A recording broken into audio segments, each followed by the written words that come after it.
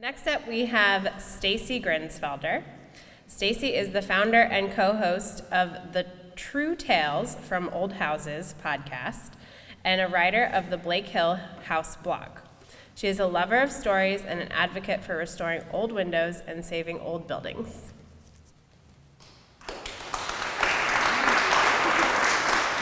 Thank you, Maggie.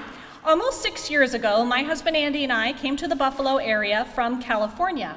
He came for work, and I like to say that I came as a hostage. After all, who leaves year-round sun for that? That is the snowpocalypse. That's our daughter. She was so tiny. Well, let me tell you a little bit about how we ended up in our big old house that we call Blake Hill House. Andy found it on a real estate site, and he tried to talk me into it, and I thought he was crazy. I thought, who would buy this house? I bet the roof's a mess. I bet the floors are a mess. No sane person would buy a house like that. And fortunately, it was way out of our price range. So for nearly 6 months, we kept looking, and Andy was watching the price drop. So one day over coffee, or he told me over coffee, he said, can we just go look at it? Let's just call our realtor. Let's go look at it. I just want to see it. And because he grew up in a big old house and he really loved it.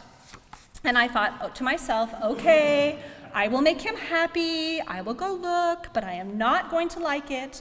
And you know how it is when you love someone and you want to appease them. You want to make them happy. So to do the thing they want you to do. And that thing was, I was going to go over there, look at that piece of junk and say, absolutely not.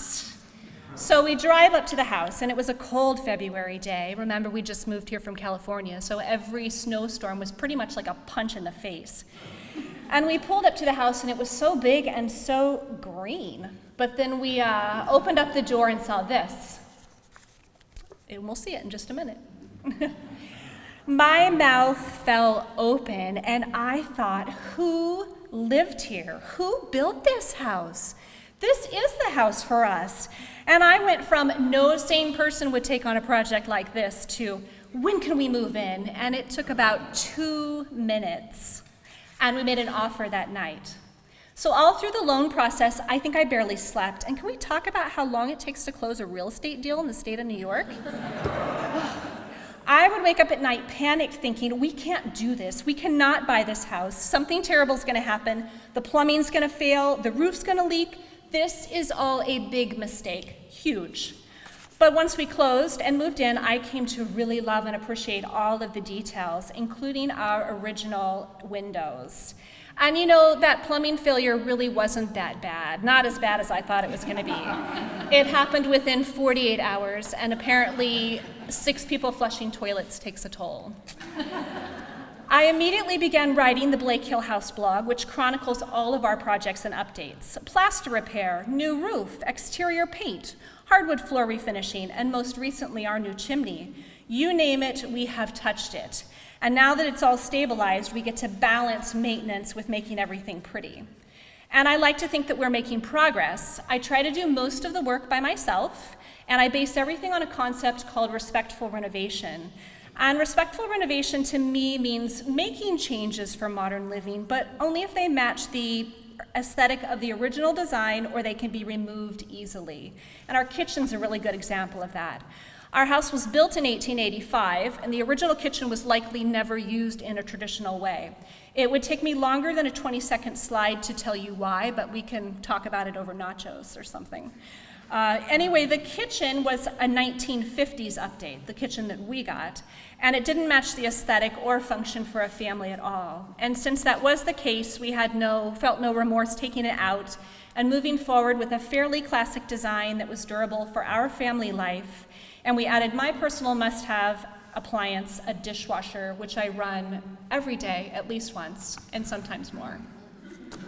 People ask me, how close are you to finishing the house? And my answer of, never seems to really satisfy them. So they ask me the inevitable follow-up question, when do you think you'll be done? And my answer is when I am old. In fact, I'm pretty sure I'm going to die with a paintbrush in my hand. You may also be wondering how Andy feels about all of this. After all, he dragged me to that showing. Well, 5 years and many, many thousands of dollars later, he is asking me the question, what sane person would ever buy a house like this?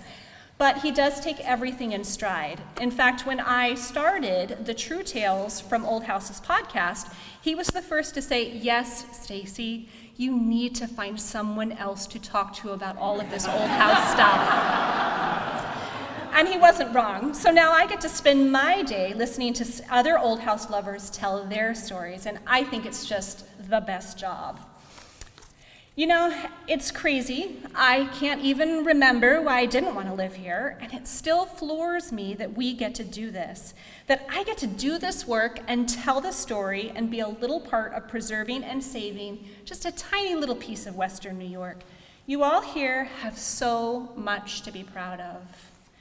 5 years ago, I couldn't see beyond the old and worn, the rundown and the used, the green wallpaper, the green woodwork, the green floors, the green everything.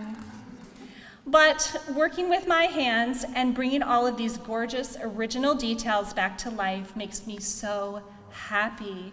And I feel an indescribable amount of joy knowing that I'm securing Blake Hill House for another 130 years, of life and love and history. Thank you so much.